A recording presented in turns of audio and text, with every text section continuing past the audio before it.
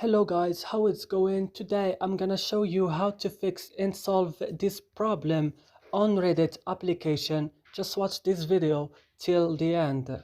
So first, now you have to go and open the settings of your phone.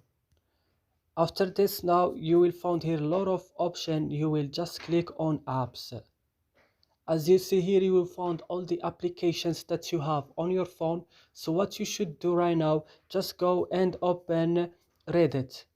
Search for Reddit first. When you found it, open it like this. Then go to storage option and click on clear data. Then click OK and go back and click on force stop and click OK. And then you have to go to Play Store and updating your Reddit again, and then your problem will solve. So I hope this video is helpful for you. Don't forget to like, subscribe in our channel. See you in another video.